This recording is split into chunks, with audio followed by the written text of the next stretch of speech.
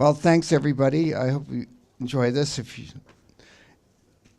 What I'm going to talk about is what's going on in the Linux networking community, because it's not always obvious. I don't think you guys follow mailing lists with 300 messages a day and go to 4 conferences and talk to people, and it's pretty hard to keep up, and that's pretty normal. That's a normal sign of a healthy community. It's lots and lots of activity. So there's some, and putting this talk together, the hardest part was choosing what to put in.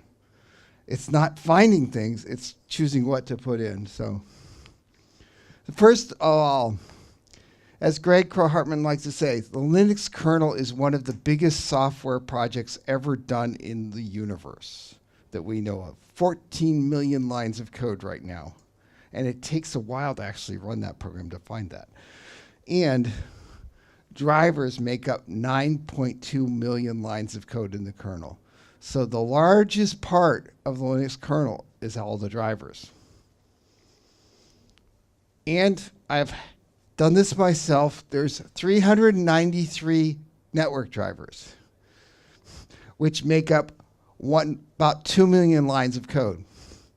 So significant portion of those drivers are networking, but not all. And if you make a change to one API, you end up changing 393 drivers. That is kind of a roadblock, but it also is important to realize that there are changes that will be made like that. So if you have some out-of-tree driver, tough luck. If you have an in-tree driver and there's 394 drivers, it will get changed. And the actual core networking layer that does all the protocols and all the real work, it's pretty small comparatively, 6.7 thousand lines of code. So the actual core, I mean, one could argue that it's almost like the networking is almost like a microkernel compared to the amount of drivers that are around. It's important to realize that there are multiple users of the networking stack. It's not just the Linux desktop anymore. The first big user are all your cloud providers, Amazon, Facebook, Google, and even Microsoft has services running on Linux. And this is probably the biggest contributor right now, is the cloud providers, because they obviously have the most machines and the most usage. Phones, your Android phone runs Linux, everybody knows that. All your customer equipment. There's a lot of customer equipment out there that runs OpenWRT or variants thereof, whether legally licensed with GPL or not. And Google Home and Amazon Echo both run Linux. So your home devices also have networking. And the carrier backbones, a lot of the companies, even though they're proprietary, use Linux in one form or another. So it's actually a very wide universe.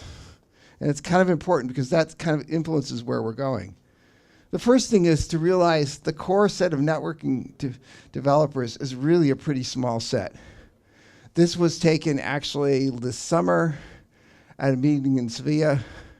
And this is an invite-only group for the very small. There's like 20 people, and then there's a slightly bigger conference at the same time. But the number of people actually doing this is not, you know, IBM or all of Google. It's a very small set of people. And the first question, the real motivation behind all this is, can Linux be used to cut your costs? Everybody is doing it, not out of the goodness of their heart. They're doing it. Can they do it to cut the cost of networking? We've all seen how Linux has cut the cost of server computing. Can Linux cut the cost of networking? And the first recent trend on that is white box. Who in this room knows what I mean when I say white box? Okay, so small, I'll give a, white box is basically, traditionally you went to Cisco or Juniper or somebody and you bought a proprietary thing that was built on proprietary silicon that the vendor designed everything, had a proprietary OS and proprietary apps. The first change that happened was it became really hard to do this silicon, just like almost nobody does their own custom processors anymore. So almost all the network providers are getting their silicon from companies in Taiwan. And they're actually getting like rack systems from companies in Taiwan. So then a bunch of other companies started to say, hey, can we take this commodity silicon and build a stack that uses open source components to provide networking gear? And it's called white box, trying to be as generic. Like if you go to the grocery store, you buy a white box of cereal and it says oatmeal. And the way they use Linux in these environments is they use Linux as the OS to drive things, and then they mirror that change down to network switches. So in a traditional server, you have network cards in the rack, in the backplane, and then in a white box switch, those cards in the backplane are replaced by an actual silicon switch, and there's infrastructure components to cause the network configuration to be pushed down to the hardware. This is done in many different ways. I think this picture actually came from Cumulus, and they were showing how they use, they're one of the vendors, but many other vendors are doing it in different forms to control white box switches. And how does this impact Linux? Well, all the APIs in here that need to deal with abstracting a network switch component are growing. There's several different implementations. The one that's being the most infrastructure based and kind of getting the most traction is the switch dev API, and that's growing. The early ones were all based off taking the Linux kernel and listening to what events happen. So as soon as you do that, you start to say, okay, well, I've got a backbone infrastructure of Linux. How can I put overlay networks on top of it? As soon as you have a cloud, you have your base infrastructure of network, and then you want to apply your application-specific network on top of it. And this is used by, there's this buzzword called network function virtualization. And what that is the traditional carrier companies used to have racks of redundant hardware. So if you went to AT&T and said, I want networking in your business, they pulled a Cisco box out and they put it in the rack for you. And then you upgraded your contract, they put a different box in. And you went away and they left that box there for the next customer. Well, this is really inefficient from the carrier point of view. So they said, can we take that, make it into a bunch of virtual services running on commodity hardware? Just like if I go to Google Compute Platform and say, I want a database instance, they say, fine, here's your login, you have a database instance. Or I go to Azure Cloud and I say, I want a compute node of this size. They say, fine, I just provisioned you one of this size. They want to be able to do the same thing in networking. So network function virtualization is all about, can I take all these functions, run them in software, and clone them? And then on top of that, you need to provide an overlay network. And probably the most common one is VXLAN. VXLAN has multiple headers to put your packets together, and I'm running fast. So this is a common saying is basically any problem in computer science can be solved by another way of indirection. And in networking, we've discovered that any problem in networking can be solved by adding another header, except the problem of too many headers. So as soon as I wrote the VXLAN driver, the first reaction from Dave Miller was, what about MTU? Oh. So I'll whip through this, but basically, as soon as you add encapsulation, all the infrastructure components in the Linux networking stack that are there start to break. They don't break, but they just stop working for you. And so there's a lot of work being going into the networking stack to say, how can we do this and still keep that? The other one that happens is you've got companies that say, Linux networking stack works great at 1 gig. We can process 1.5 million packets a second, no problem with the bridge or DP or Open vSwitch. But if you want to do a 10 gig software-based service, the Linux networking stack isn't fast enough. So Intel developed something called the Data Plane Development Kit. And what this is it's a library, almost like glibc, of poll mode drivers and infrastructure components that let you pull together the things to build a very specific app. to solve these things. And all this works by basically, instead of running in the kernel, you pull all that out logic into your application. Now, this is great if you want to do like Brocade. We did the vRouter. Juniper has one. You want to do a load balancer in software. It doesn't work very well if you want to do a web server. So, but Cisco has taken this, built something called VPP that they had around, and spun it off in the Linux Foundation in the FDIO project. And this is an open source version of a router using DPDK with basically all the features you see in a commercial router.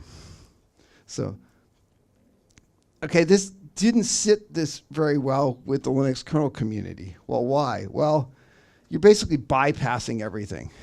So it came down to, there was a couple use cases that they wanted to solve without going the DPDK route. And the real main use cases is you want to do DDoS protection, like Cloudflare was doing, or you want to do internet independent location addressing, which kind of explained, but it's a whole nother talk.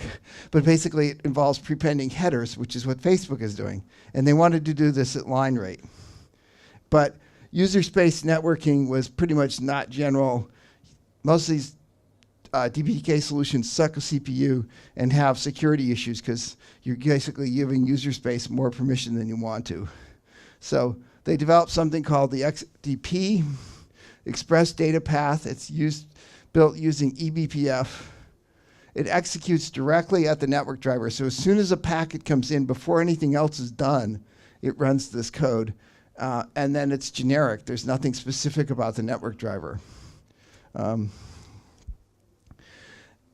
What it's used for is two things. One, you can do the DDoS protection because you can say, I have a blacklist, I'll just drop those packets at line rate. Or you can modify the packets like the ILA does before the stack even sees them. And since this is at the very lowest level, it's very, very fast. The other one that's happening is Linux TCP started out with the original TCP versions around 2008. A bunch of researchers, and then I worked to get this into the kernel, did different versions of TCP to deal with how can I make TCP run fast on long-haul fast networks. So that happened, and now we discovered, as you see in buffer bloat, that especially in data centers, there's a whole lot of problems with, okay, this thing is chewing up all my switch bandwidth. And what happens is the sender's running at a certain rate, sending data. As the data goes down, it hits the bottleneck, backs up, and the receiver acts. And in TCP, you get these dynamics where as you increase the rate, you reach the point which is the rate of the system, and then you level out. And that's actually a good thing. But what happens with our current TCPs is the algorithms keep walking out farther and farther and farther using all the buffering. So you end up in the buffer bloat world way over here on the right. And as you do that, you get the buffer bloat effect of your latency goes up and up and up and up. So there's two solutions to this problem that are being explored. The first one is the data center TCP, which has been done by Microsoft, Facebook, and a little bit of work with Google.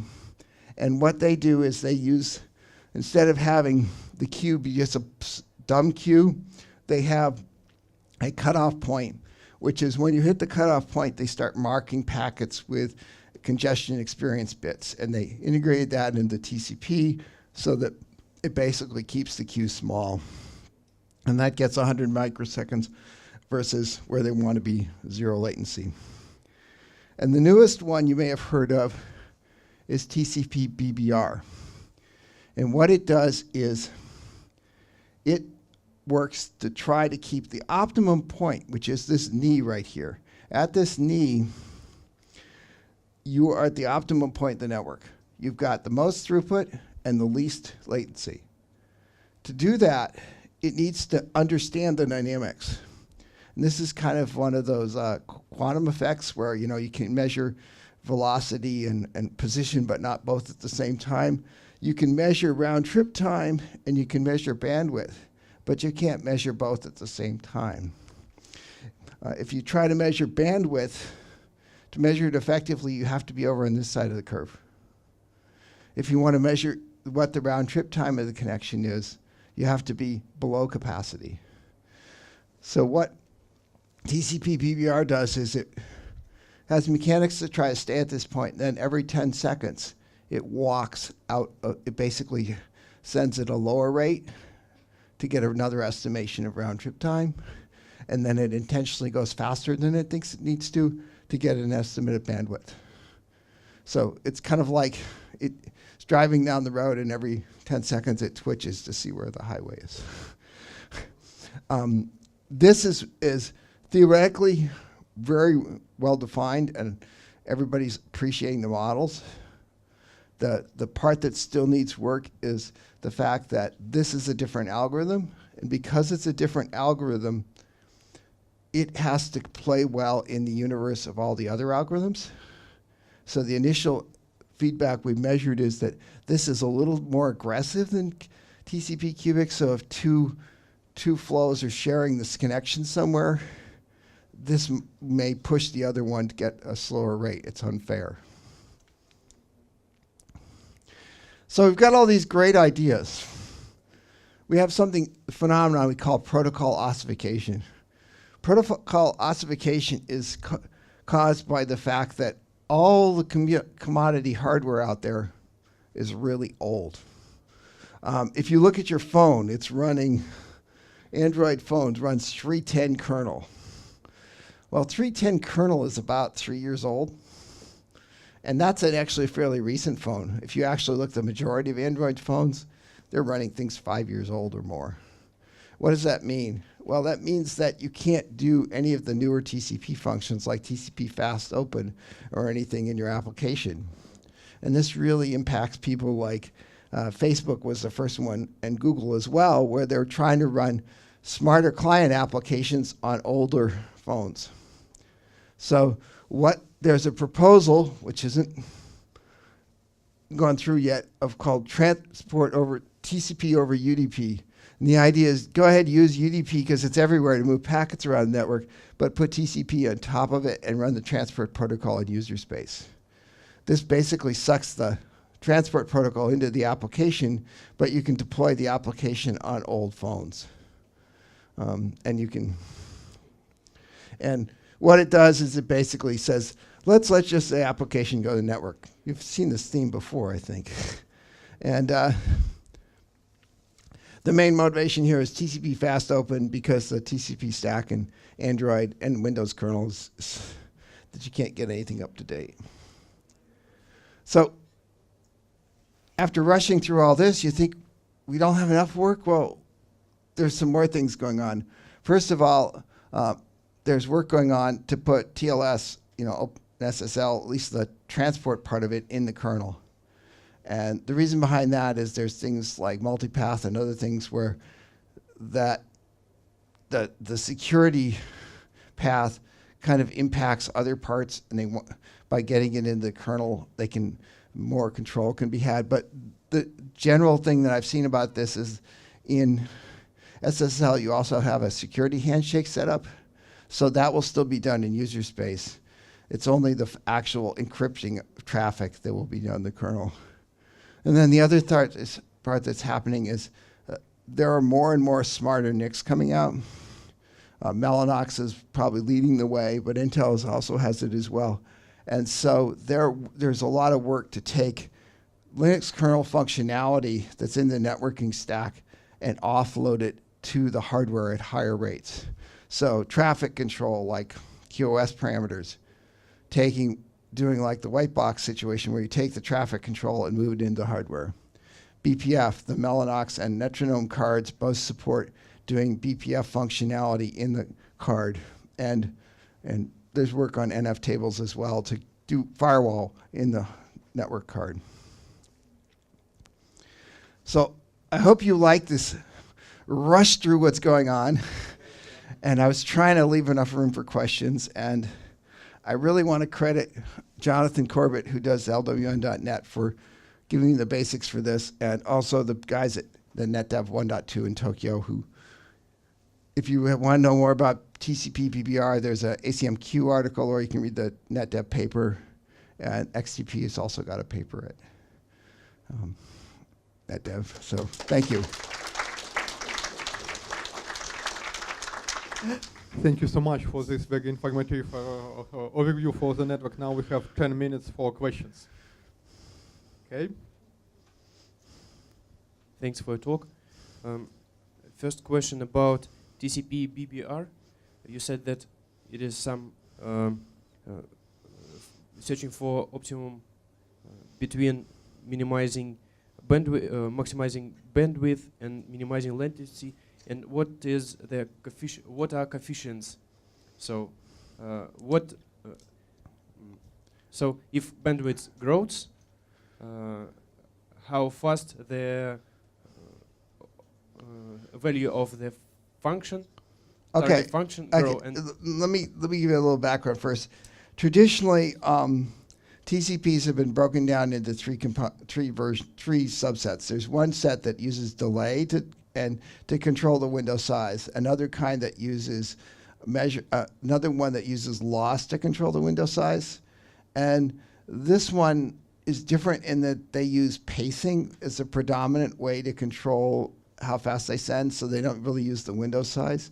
And they use the FQ module in the kernel. So basically, when it starts out, it says, I'm going to run at 10 megabits. And then it says, well, I sense that I could go up to this rate, and it stays at a certain rate. And then, like I said, every 10 seconds, it goes faster and slower. And obviously, if it can go faster it senses that the RTT isn't changing. It's, well, I've obviously got more capacity. I can go faster still, and it keeps growing. And likewise, if it senses that, oh, when I'm going faster, everything's getting slower, I should slow back down. So it's kind of a combination between the loss and the delay based, but it's done using pacing instead of using window size. I guess Wi-Fi rate choice works the same. Yeah, it's kind of like, I guess it's on the same theoretical basis. Okay. And the second question, do you really like TCP over UDP? I don't like it, and I'm not a big fan of Quick either, but I can understand the problem the people developing applications have in the mobile space. They want to have the best service to the customers, and they're stuck with the infrastructure they're given. Thank you. Next questions. Вопрос по-русски. Looks that okay.